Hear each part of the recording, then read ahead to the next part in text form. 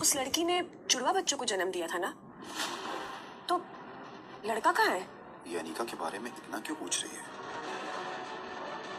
Honestly मैं किसी ऐसे से दोस्ती नहीं कर सकती जो अपनी लाइफ की बातें मुझसे छुपाए। I am really sorry. Ragini,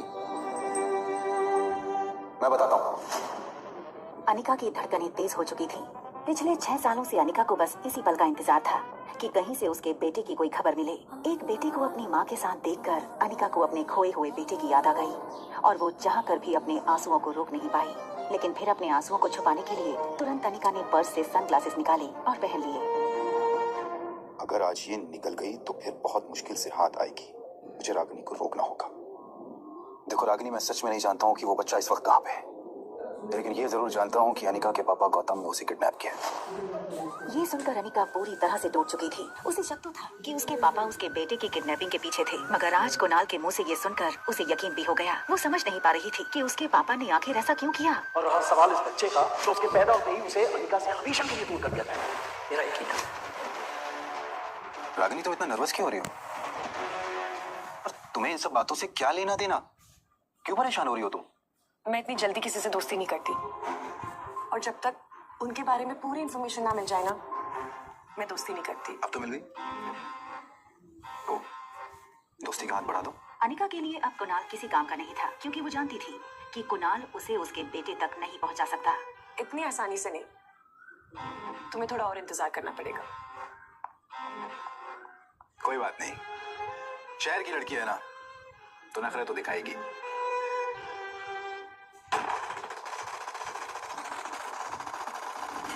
तुम सब पीछे रहो, मैं आगे जाके दुश्मन का बंकर उड़ा देती हूँ। यस, ये बूस्टर हमारी टीम का है। राहुल 1 to 1, तुम एयरबेस पे हमला करो। रेडी, 1 2 3। हम जीत गए। हमेशा की तरह रिया की टीम जीत गई। गेमिंग की दुनिया में रिया स्वीट एंजल के नाम से मशहूर थी। हालांकि उसने अपनी गेमिंग आईडी में कोई फोटो नहीं डाली थी। वो नहीं चाहती थी कि लोग उसकी उम्र देखकर उसे जज करें। कई लोगों को तो लगता स्वीट एंजल कोई बहुत बड़ी इंजीनियर या कंप्यूटर जीनियस होगी। रिया पर अब इन मैसेजेस की वाहवाही का असर नहीं होता था, क्योंकि अब ये सब कुछ उसके लिए बहुत आम बात थी। स्वीट एंजल के नाम से खेल रही रिया मॉर्टल फाइट गेम की वर्ल्ड चैंपियन थी। अब एक चॉकलेट मिल्कशेक मंगवाया जाए। हमारे रूम के सामने ही ना एक छोटा पागल और एक बड़ा पागल रहता है। रिया वैसे तो बड़ी अच्छी बच्ची थी, मगर थी काफी शरारती। वो उन बच्चों में से थी जिन्हें कोई बात करने से मना करो तो वो ये जानने के लिए बहुत उत्सुक होते हैं कि आखिर ऐसा क्या है कि बड़े उन्हें वो चीज करने से मना करते हैं। 2 4 0 1, छोटा पागल।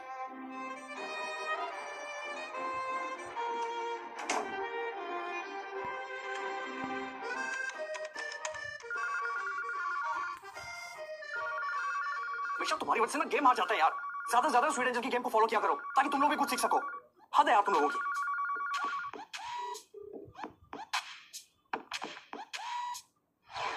हेलो छोटे पागल।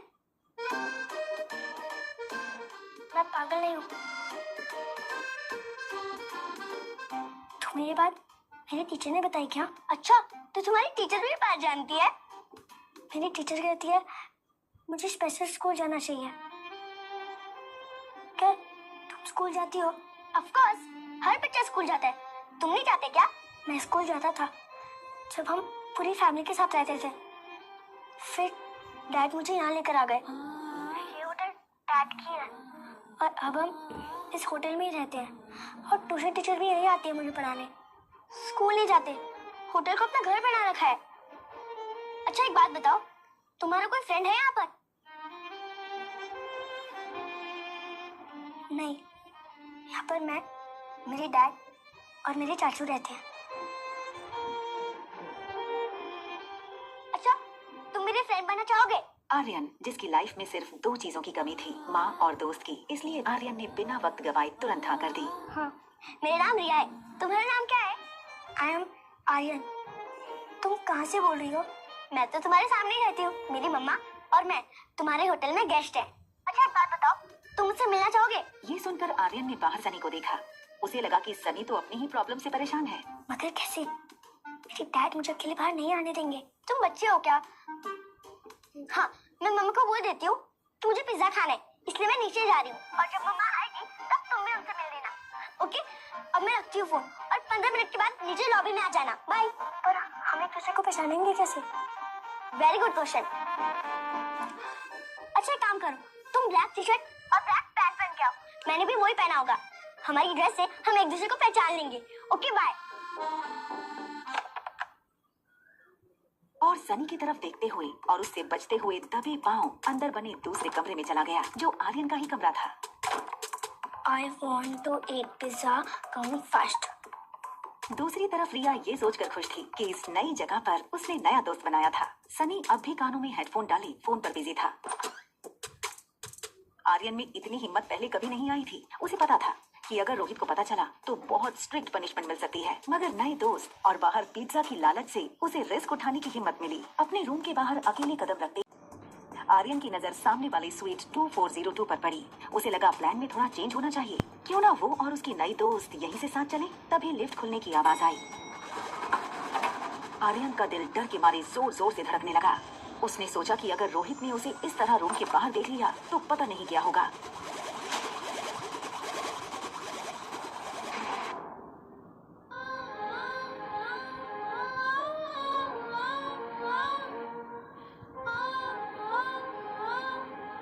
एक माह होने के बावजूद आर्यन को black jeans, black T shirt और स्पोर्ट शूज में देखकर वो भी धोखा खा गई थी और सोच रही थी कि ये उसकी बेटी रिया है। I am so sorry, mama is late no.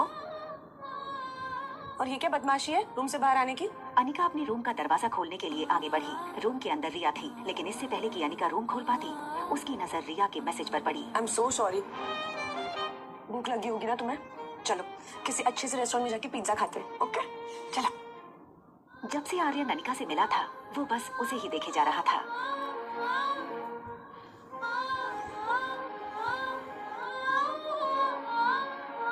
Anika का स्पर्श, उसका प्यार देखकर आर्यन को ऐसा लगा जैसे कि अगर उसकी माँ होती तो उसे ऐसा ही प्यार करती। आर्यन ये तक भूल चुका था कि उसे उसकी नई दोस्त को मिलना था। इस वक्त आर्यन को अनिका की ममता के आगे और कुछ नहीं दिख रहा था। लिफ्ट में अनिका की बगल में खड़ा आर्यन धीरे से अचानक अनिका की उंगली पकड़ लेता है। ये देखकर अनिका को थोड़ा अजीब लगा और उसने आर्यन की तरफ देखा। आर्यन की आंखें जैसे अनिका की आंखों से पूछ रही हो कि माँ तुम कहाँ थी? अनिका, जो आर्यन को रिया समझ रही थी, उसने एक पल के लिए सोचा कि रिया ऐसे इमोशनली क्यों देखी जा रही है उसको। आर्यन ने आंखें बंद कर ली और अनिका को जोर से पकड़कर हक कर लिया, मानो जैसे आर्यन को हमेशा से इसी पल का इंतजार था। उसने अनिका को पहले कभी देखा तक नहीं था, मगर आज उसे ऐसा लग रहा था जैसे वो अनिका की गोद में पहले भी खेला है।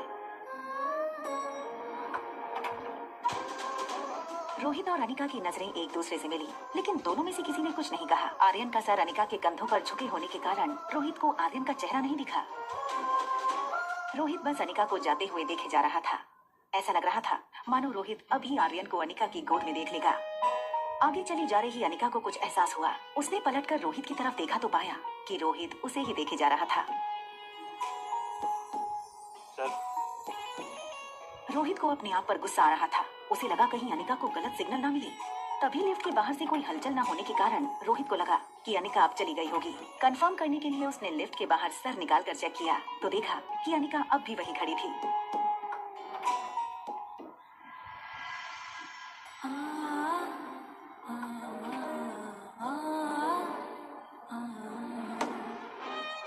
रोहित, जो पहले से थोड़ा डिस्टर्ब था, उसने रिया को आर्यन समझकर कड़क आवाज में डांट दिया।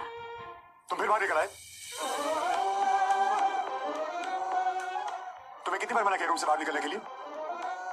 तुम अपने डैड की बात सुनते क्यों नहीं हो? डैड, ये शब्द सुनते ही रिया की आंखें चमक उठी। उसका पूरा चेहरा उसकी स्माइल से भर गया था। डैड, आखिर मैंने आपको ढूंढ लिया। रोहित गुमसुम और चुपचाप रहने वाले आर्यन का ऐसा मस्ती भरा रूप देखकर हो गया था हैरान। दूसरी ओर अनिका भी मस्ती करने वाली रिया को इस तरह गुमसुम देखकर हो गई थी परेशान। बच्चों की अदला बदली से अनिका और रोहित आखिर कब तक रहेंगे अनजान? क्या ये अदला बदली उनकी कहानी में लाने वाली है कोई तूफान? तुम्हें कितनी बार